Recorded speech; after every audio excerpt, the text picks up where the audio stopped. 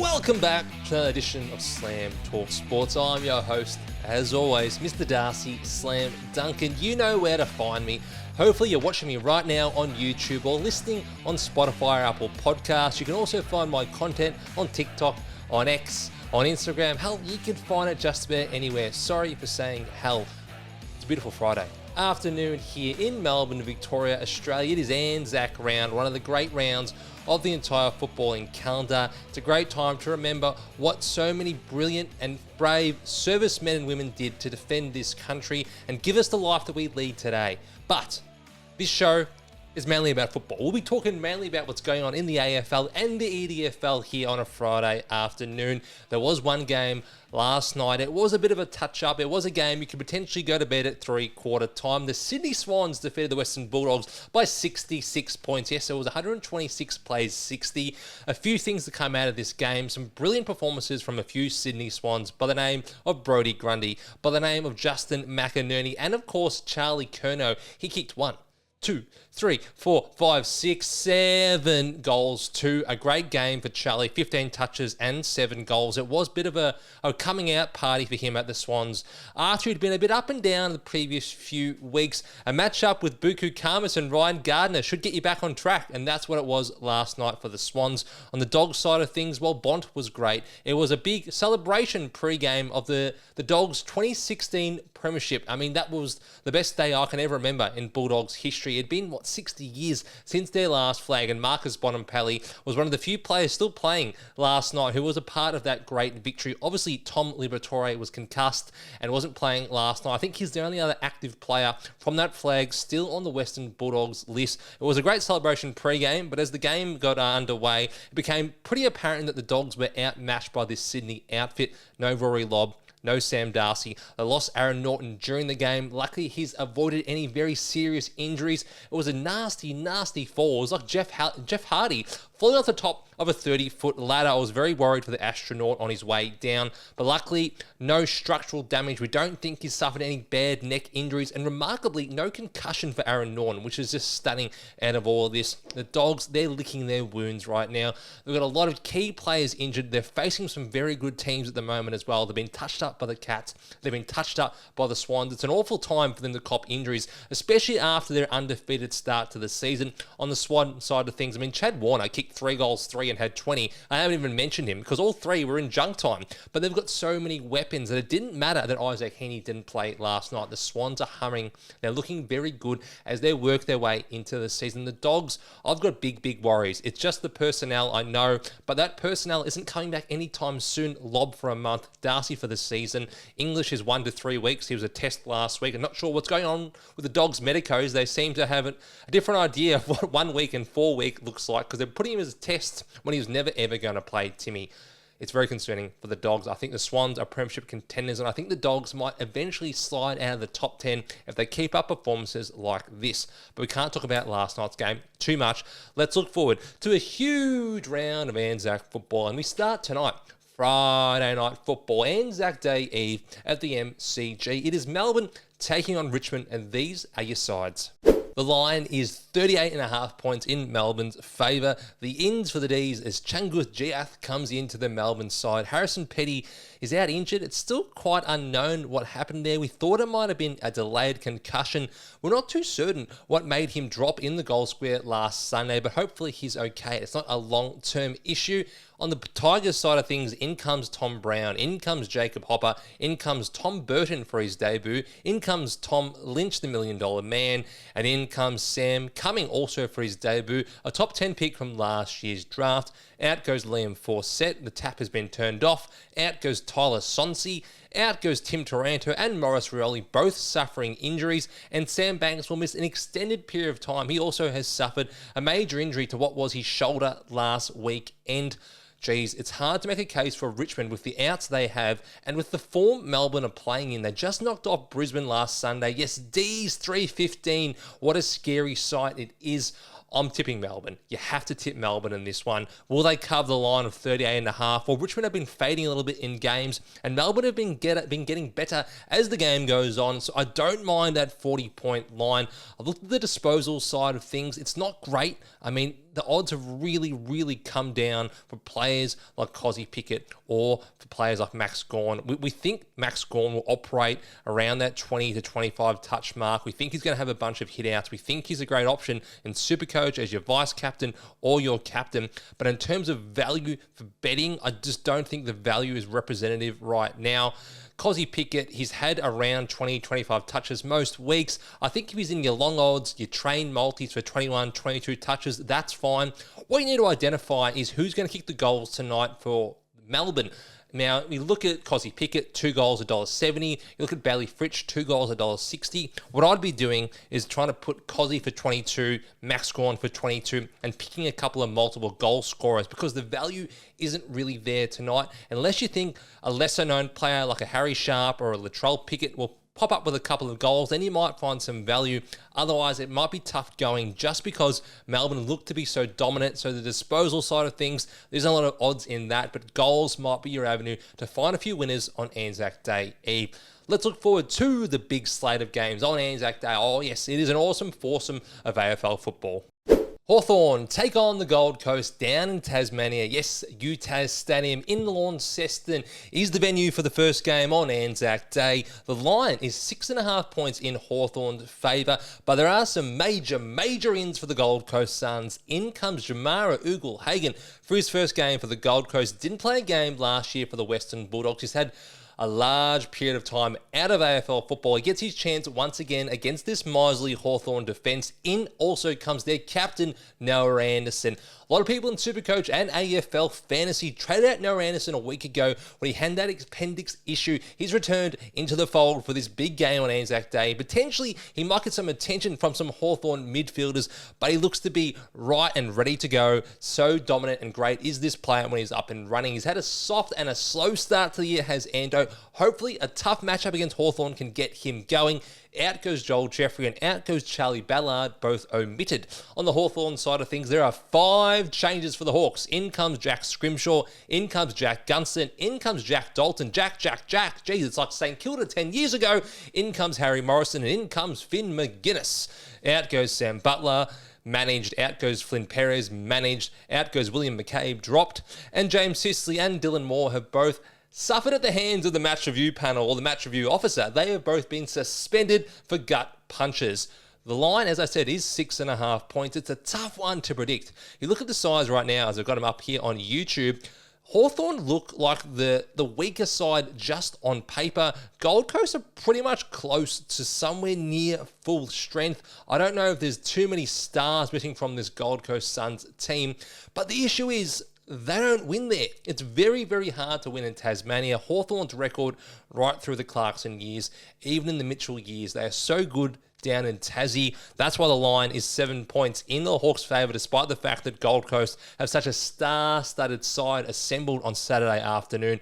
I'm going to tip the Hawks just because I know how well they play this ground. I know how well prepared Sam Mitchell will have them for this contest. And just, it's a tough game to predict. And I'm going to be thinking about Essendon in 3 hours' time. So I want to get this one out of the way and not worry about it too much. From a betting side of things, while Finn McGuinness is a big watch, he has to be a big watch. He's tagged some of the game's great midfielders over the last few seasons. We saw the work he did on Nick Dacos. Can he repeat this dose against a Touk Miller or a Noah Anderson or even a Christian Petrarca? That I do not know. But I feel that with a game in 5 days' time against Collingwood, he could be prepared or earmarked for a role in Nick Dacos next Thursday night. So just be wary against taking some of the Gold Coast Suns star midfielders. Also, Hawthorn have been one of the more restrictive teams when it comes to possessions, contested possessions and clearances. Last week, Zach Butters and Jason Horne-Francis lit them up at Marvel Stadium. That hasn't been the norm so far this year, so maybe Mitchell's seen that game, reviewed the tape and thought, hold on, we need another midfielder, so a little bit more negating, maybe even a half forward like Finn McGuinness who can do a job on Touk Miller. Disposals-wise, it's hard until we know who's going to get tagged or if there is a tag. Hawthorn, though, their players should absolutely go off because Gold Coast don't do anything to restrict opposition midfielders. Connor McDonald didn't have a good game last week. I like him to bounce back. I also like someone like a Connor Nash to do okay. provided he gets decent midfield minutes. Otherwise, it's hard to predict which Hawks players are going to really stand up. It's been a pretty even mix. Jai Newcomb should do his usual job, whether that's 25, 23 touches. He's usually a pretty safe betting proposition for your longer odds bets. Otherwise, I've seen Nick Watson kick goals at this stadium. I've seen him kick some brilliant goals. I've also seen Jack Gunson dominate pretty much all year. Those will be the two players that we're looking at for goals. Petrarca, I mean, he's been very consistent in his goal production this year. He plays at a ground he's barely ever played at in his career, so that'd be the only thing I'm a little bit wary of. Otherwise, Bailey Humphrey, he's been a goal machine. I think Humphrey and Petrarca are probably your best bets for some value in terms of your goals. But again, games are always the lowest scoring down in York Park. Players play there once a year or once every 3 years if you're opposition. So I don't want to tip too much into this game in terms of my betting, but I think it's going to be an absolutely ripping contest and one I'm looking forward to watching on Anzac morning. Let's go to the big game on Saturday. Yes, it is the traditional Anzac clash between Essendon and Collingwood. Now the line is 16.5 points in the Magpies' favour. These are your ins and your outs. In for Essendon comes Dyson Sharp. In comes Jackson Pryor. Out goes Jade Gresham and out goes Jordan Ridley. For Collingwood, in comes Jordan De Goey and in comes Steele Sidebottom. Coming out of the team is Edward Allen and Ned Long has been managed. Always a gripping contest between these two fierce rivals. I'll give you the tale of the tape. Since 2009, Essendon's famous win with David Zaharakis, they've won 3 games against Collingwood on Anzac Day. That is ridiculous. That's 17 years of football, and they've barely fired a shot. In the games they've won, it's required some brilliant performances. Let's go back to 2013, when Joe Watson helped lift this Essendon team in the middle of the drug saga for a famous win over the Magpies. What about over in 2021, when Darcy Parish put together an Anzac Day masterclass to kick a couple goals and win the medal against a Collingwood team in the pre-Nick Dacos era? Besides that, Essendon have had their ass kicked on Anzac Day. It's been a sorry sight to watch, but I do think they're in with a shot tomorrow. Oh yes, I think the Bombers, once those planes go flying over just before the game, might be a little bit revved up to put themselves into this contest and finally show some Anzac spirit on this great historic day. On a betting side of things, you got to love the Bombers midfielders and the Pies midfielders for that matter. I love Zach Merritt. I like Darcy Parish. Collingwood don't run negative tags. They don't look to limit opposition players because they back their own style and their own system. I also don't mind the likes of Jack Crisp and Josh Dacos. Now, Nick Dacos might be the best player in the world. I'm not going to argue with you about that, but he also might cop attention in this one from the likes of Andy McGrath or someone else from the Essendon team. It's become very apparent that if you can quell Dacos' influence for multiple quarters, you're a good chance to win the game. That's not to say Collingwood are a one-man band, but they rely heavily on their midfield maestro to conduct their wins over the past 12 months. Stop Dacos, you go a very long way to winning this game. Matchups-wise, is there anyone that you see you think, oh, okay, he could have a nice day out against that opponent? He doesn't scare me too much. Obviously, the Collingwood midfield should do well against Essendon's midfield. It's two teams that are pretty unaccountable. Let's be serious. I don't have a big case for any of Essendon's forwards. People want to say, oh, Peter Wright plays well on Anzac Day, or someone like Tom Edwards can pick up with a couple of goals. Collingwood's defence is their strength. They have been a top 5 defence the entire time Fly McRae has been at the club. Darcy Moore will not play in this game. He's a huge part of that defence, but he didn't play last year either, and Collingwood still got over the line on this big day. I mean, let's be honest, Collingwood should win this game. I think their forwards should have nice days. Someone like a Jamie Elliott could kick a couple of goals. He's always a thorn in Essendon's side. Beau McCreary, just been linked with a $50 million contract to Tasmania. He looks pretty lively at the moment. He should be able to do a bit of damage against the Bombers. Otherwise, you've got older players like Sidebottom, someone like De Goey came back from a concussion. You've got Darcy Cameron when his role's not defined. You've got Scott Penderbury, I think, nursing an injury. So the older heads that got them that premiership a couple of years ago, I'm not as keen to bet on them. I like the midfielders. I like the touches. I might stay away from someone like Nick Dacos, but gravitate towards someone like an Angus Anderson, or maybe even a Sam Durham or a Jai Caldwell. People who could have elevated roles while others are worried about their matchups on the day. Like someone like Andy McGrath, very consistent, but his role might change change on the day. I'm looking to stay with Merritt. I'm staying with Parrish. I'm staying with someone like a Jack Crisp, and I'm finding out what the matchups are on the day, because it might not be a Nick Dacos day. It could very well be a Dan Houston, Josh Dacos day. Essendon give up plenty of touches to halfbacks. They're not a very accountable team. They don't want to lock down, which should get a really enthralling and high-scoring contest on a beautiful day at the MCG. Go Bombers, but I don't think we're going to win this one. Let's look forward to the next game on Anzac Day. It is Port Adelaide hosting Geelong. Port Adelaide have made no changes to the team that narrowly lost to Hawthorn last Saturday at Marvel Stadium. The Cats make 2. In comes Jack Henry. In comes Mark O'Connor. Out goes Jake Colajasny. And out goes Oliver Wiltshire. Now, this is a nice contest. I think it could be entertaining, but we know that Geelong have had Port's number in recent years. And also, there's one big tag we've got to talk about. Now, tagging, it's hard to predict. It's hard to know what matchups will actually eventuate on match day, but there's one we can pretty much conclusively say is going to happen. It's going to be Oisin Mellon to Zach Butters. Now, Zach Butters was dominant against the Hawks last week. He's been so good this year, but Oisin Mellon has had his number last year. He tagged him twice to 2 scores sub 60. One of them was at Adelaide Oval. Another one was a pumping also down in Geelong. So 2 games where Port were pretty much uncompetitive against the Cats, which gives me cause for concern when betting on Port Adelaide in this game. Not that I would do that, but also betting on their players. We know that Cats like to run double tags at times. Mark O'Connor returns to the team. He kicked 3 goals before his suspension last week. He could be an option to go to Jason Horne-Francis or to go to Zach Butters in this one, which is why I'd rather focus on the Cats midfielders. I like Bailey Smith.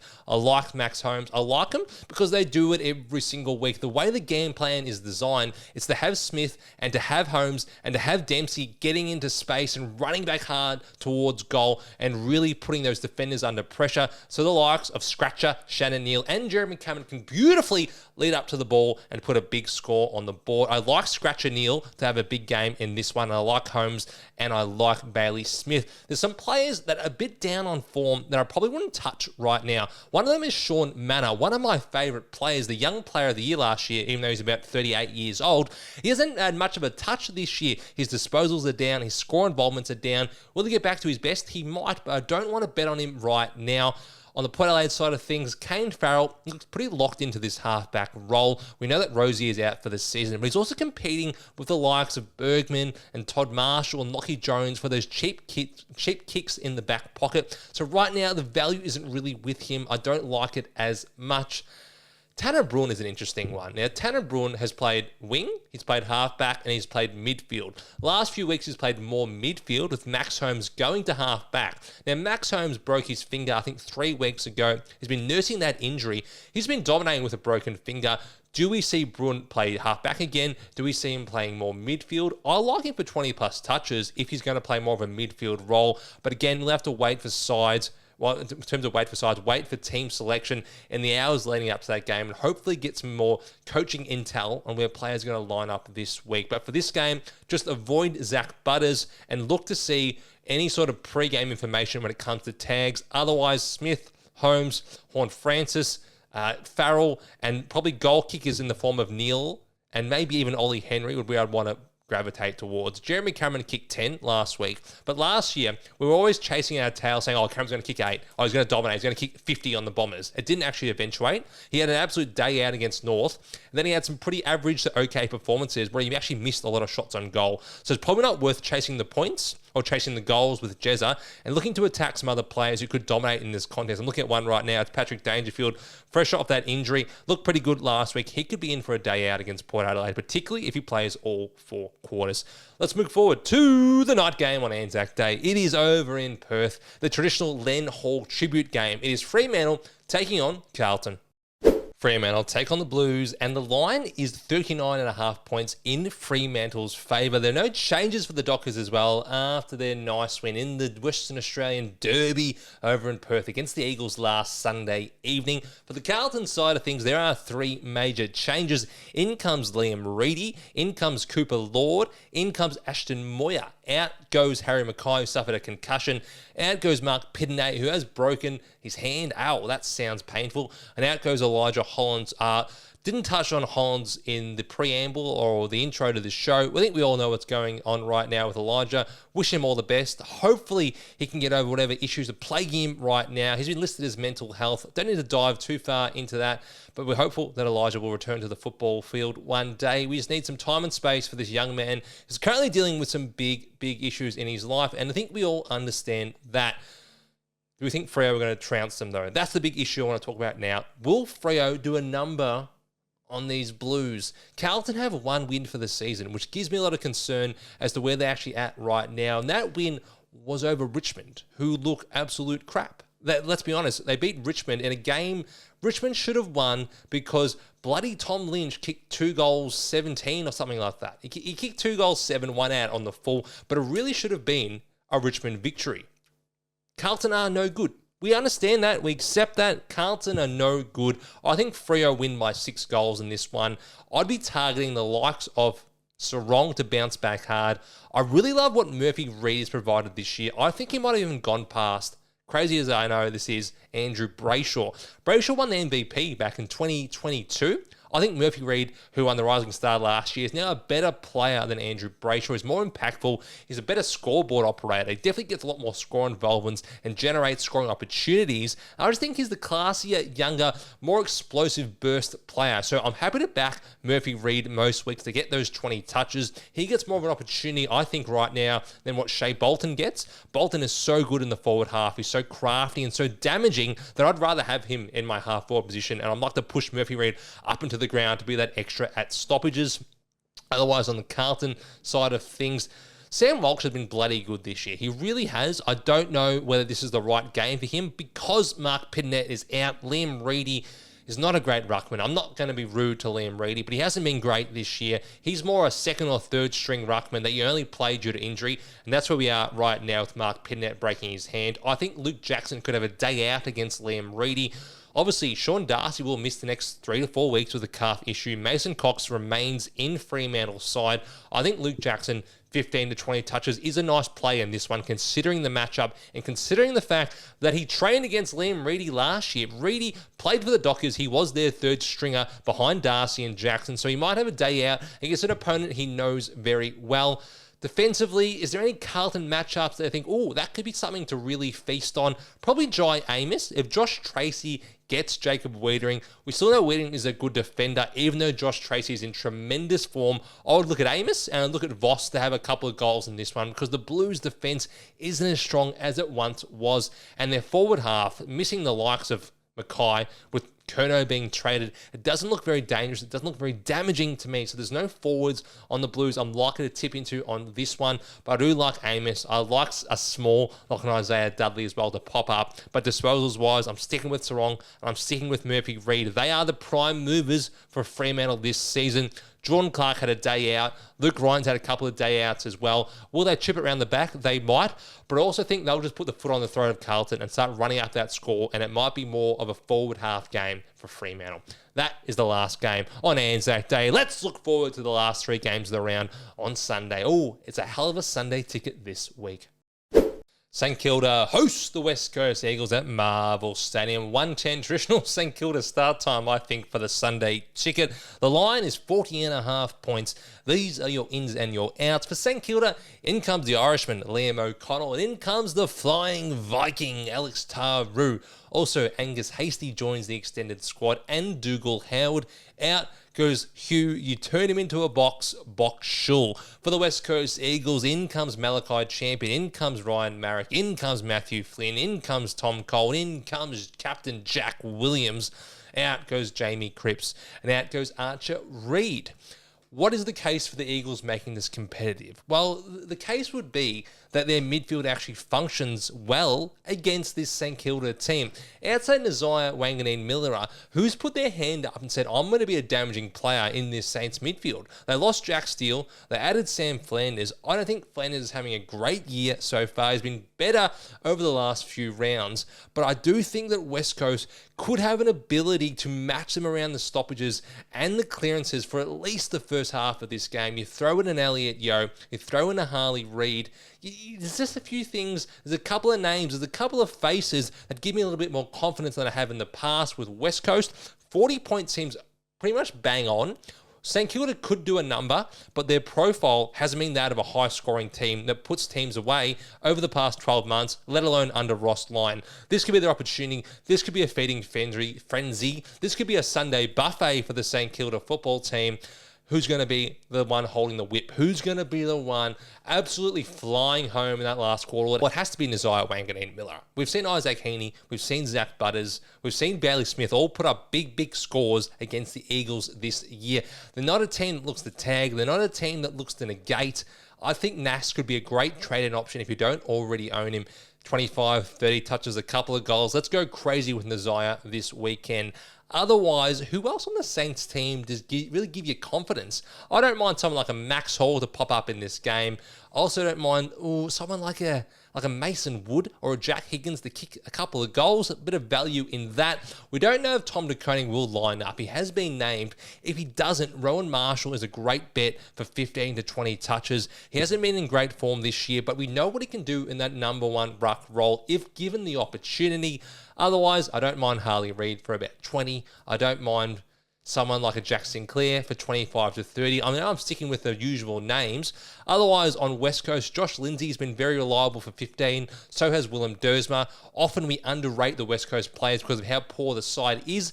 But their opportunity they're going to get as top 20 draft picks or the number one draft pick in the form of Willem Dersma gives them that chance to get those low lines, which I do think they can get in this contest. Saints should win. I don't know if it's going to be a 70, 80-point blowout. West Coast fans, it's going to be 10 in the morning when you watch this game. Seems to happen a lot, but hopefully it's happy hunting ground for so many of your young stars. I like Lindsay. I like Dersma. I like Harley Reid. I don't like them to win the game. I think Nasiah will dominate, but I do think it could be a closer contest than we all expect. Let's go to what I think might be the game of the round. It might be the best contest out of all of them. It's at the Gabatoir. It's 3:15. It's a Sunday. It's Adelaide taking on Brisbane. It is Brisbane taking on Adelaide. 3:15 at the Gabba. These are your ins and your outs. As I mentioned, it's a 21.5-point line. For Brisbane, in comes Darragh Joyce. In comes James Tunstall. In comes Shadow Brain. In comes Connor McKenna. And in comes Darcy Fort. Out goes Jared Berry, and out goes Noah Answorth. For Adelaide, in comes James Ball-Lace. In comes Toby Murray. In comes Billy Dowling. And in comes their captain, Jordan Dawson. Dawson tragically had his brother pass away last week. He missed the game Saturday night against St. Kilda. We wish his family and Jordan our deepest condolences and sympathies. Hopefully he can get back out there and dominate games of football like he has over the past few seasons. A terribly tragic event occurred. We hope the best for Dawson and his whole family, and I'd love to see him go back out there and absolutely torch Brisbane on Sunday and do it for his brother Jared. What do we see happening in this game? Do we see Brisbane midfield finally clicking and taking over this contest? Do we see an Adelaide midfield, which really hasn't fired this season, struggle against the might of McCluggage and Ashcroft and Neal and Dunkley? Do we see that? I'm not certain. I'm not sure. I say this because Brisbane's footy hasn't been great this year. They really haven't. They've kind of just fallen over the line a couple of times. They've had some nice wins, but against lower quality opposition. Adelaide still looking for a big scalp this year. They've kind of struggled. They've kind of had a bit of patchy form. They've been up and down like a roller coaster. If they were to win in Brisbane against the back-to-back premiers, that really sets them up for that next month. It sets them up for a showdown next week, and it gives them some momentum.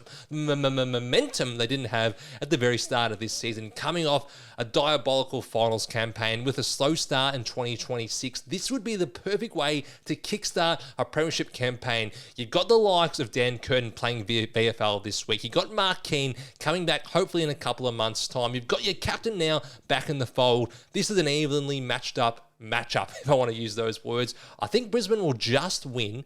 Who am I going to target in the bets? I'm going to target the likes of Lachie Neale. I'm going to target Will Ashcroft. I'm probably going to target someone like a Coleman or a Jasper Fletcher. I know Fletcher let us down last week with our mega Sunday train, but he didn't touch the ball for the best part of an hour. So I do think he's a decent bet, particularly with Dane Zorko still out of this side. On the Adelaide side of things, I don't mind Josh Rochelle. He does seem to fade out of games a fair bit, but his midfield role does look assured, and I don't mind someone like an Isaac Rankin for multiple goals or even a Ben Keys. I say that Isaac Rankin in this game about a year or two ago knocked out Brandon Starchevich and got a 4-game ban. So he's got some history with the Brisbane Lions Football Club, but I do think he's starting to fire. I know how good the talls are in Brisbane's defence, how well organised they are, which leads me to think maybe Walker and Phil Thorpe are not quite the right options. I'm going to go with the smalls in this one.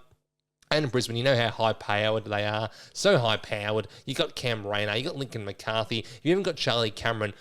I hate betting on Brisbane's goal scorers because you never know who it's going to be. Someone might kick 3 like Zach Bailey, then you got someone like Cam Rayner who might have 0. And then it might flip the next week. It's too hard to predict. I'd rather focus on their star-studded midfield to get plenty of possessions and what should be a great Sunday afternoon contest, sticking with the Lions. But I do think it could be a high-possession game for the Lions midfielders, and I don't mind a couple of likely types for the Crows in the form of Dawson and Rochelle. Let's look forward to the last game of the round. It is at Manuka. It's North Melbourne taking on the GWS Giants. The line is 13.5 points in Canberra. Laurie Oaks, Canberra. Slam Talk Sports, Darcy's Bedroom, Canberra. This should be a great game. Really should be some big ins for the GWS Giants. In comes Brent Daniels. In comes Aaron Cadman. In comes Jesse Hogan. In comes the leaky cauldron, James Leake. And in comes Stephen Canelio. Cadman and Canelio both recovered from concussions they suffered the previous week. Out for the GWS Giants goes Joe Fonte. Fontempelli has been suspended and Callum Brown has been omitted for this contest. On North Melbourne's side of things, the big X-Man. Oh, the X-Man has finally cometh. Tristan Sherry is back from his 3-week suspension. In comes Finn O'Sullivan, Lockett employed in a tagging role against Finn Callahan. Finn on Finn crime. Also, in comes Toby Pink and in comes Jacob Constanti. Now, this is the extended squads, I might add, for all these ins and the outs. You will get final sides around 5 p.m. By the time this has aired on YouTube, you may know by then, but I do like to talk about the teams and the players which are close to being included. I mean, the 25-man squad, obviously we get Thursday afternoon, which then gets cut down to a 23-man team on a Friday at 5 p.m. But I'd like to discuss all the players that could potentially play, whether it be late ins or late outs, and just who's generally around the squad when it comes to betting and Supercoach decisions. On the Giants side of things, I mean, Daniels is a very nice in. Hogan is a great in. Cadman is a great in. And Canelio is a nice in as well. Betting-wise, Giants are favourites despite their slow start to the season. This really is the big test for North Melbourne. As I mentioned that Callum Coleman-Jones comes out of this team. Sorry if I didn't already. It is the big test because it's away from home. It's against opposition, which is now getting closer to full strength. Besides Tom Green, who are the Giants missing? Obviously Sam Taylor as well, their superstar defender, but they haven't had him all year. They haven't had him since State of Origin. He hasn't played a single game for the Giants this year, so they've had to try to change their game plan and adapt to the personnel that's at their disposal. I'm liking North Melbourne to win this. You might call me crazy, but I think North have played the better, more attacking, more dynamic, and just general better to watch football. I think they're just a better football team right now. They're more equipped. They've got some really nice players who are playing really nice football in the likes of Harry Sheasel, in the likes of Luke Davies-Uniacke, who's had a tremendous start to the season. It's going to be a close one. I like someone like a Sheasel to get a few touches, but there are 2 potential tags in this game. 2. We do have Toby Bedford tagging again. He tagged Isaac Heaney last week. Now, Heaney didn't go off, but 105 Supercoach points, I think about 20-ish touches, but he curtailed his influence. He was dining out the weeks before that. And on the Giants side of things, Finn Callahan might be victim to a Finn O'Sullivan tag. O'Sullivan did such a great job on Zach Merritt a few weeks ago. The Kangaroos have been winning plenty of games recently and didn't have Finn O'Sullivan the last 2 weeks. I expect him to return to his role in the midfield, playing against the opposition's best midfielder, which is Finn Callahan. Also, Jacob Constanti's in the extended squad. Do we see him go to a Whitfield or a Lockie Ash? In this game last year at Manuka, he went to Lockie Ash. It wasn't a hard tag, but Lockie Ash scored 40 Supercoach points. He was far below his absolute best. So they're a matchup to watch out for. That's why I'm probably staying away from too many disposal bets in this one, unless it's someone like a half forward who you know will not cop attention. Goals-wise, Cooper Trembar's been good for 2 goals pretty much every single week. Paul Curtis could also chop up in this one. But just generally, because of all the potential tags, I'm not as keen to tip into this contest. Also, Monica, North Melbourne play there once a year, and Giants play there 2-3 times a year. So we don't have as much data on who's going to play well in this contest. I think weather-wise, it should be fine, but it's one I'm probably keen to stay away from. If you want to get really invested, really excited, you've got your North halfbacks, you've got your Luke Parker, but also you've got Tristan Sherry returning against Nicholas Madden. This could be a really nice matchup for Sherry after 3 weeks out. He was having, 20-ish touches against West Coast. I know it was West Coast. Really starting to build into the year, having some good performances. He was good against Port Adelaide week 1. Obviously lost his mind against Essendon when they defeated them and he rubbed his blood on Andy McGrath's face. But I do think this is a soft landing against Nick Madden and potentially a huge Supercoach score. Also, Toby Green been great this year. He's been good for 20 touches pretty much every single week. I think you could bang him for 20 once again. Unlikely he gets a Finn O'Sullivan tag. Again, we have to watch in the lead up, see the team, see what the coaches have to say. But I do think Toby Green is a decent bet once again in the last game of the round. That's it. That's it for the round 7 preview, Anzac round preview, like only Slam Talk Sports can. Hope you have a great weekend. I hope your team wins. Unless it's bloody Collingwood, you've won enough, okay? Essendon is now your time. We've waited so long for a decent Essendon team. This is somewhat a decent Essendon team. It's somewhat decent. So let's go out there and capitalise. Collingwood are old, okay? They're bold, but they're old. They can't keep this up forever. At some point, Essendon have to take the ascendancy in this matchup and show something. Will it be tomorrow? I do not know, but I bloody hope so. Enjoy the round. It will be a great round of AFL football, a great round of EDFL football as well. Some huge games, including one tonight at Roxburgh Park, as Roxburgh Park take on Hadfield under lights on Anzac Day Eve. Hope you go out there and support your local football team. Hope you go out there and support your AFL team as well and enjoy what is a great round of football. And remember what's really important to us as Australian citizens, or if you're watching all around the world, what's really important to you and how lucky we are to have the way of life we do right now. Enjoy yourself. Have a great weekend. This was Slam Talk Sports. I'll see you.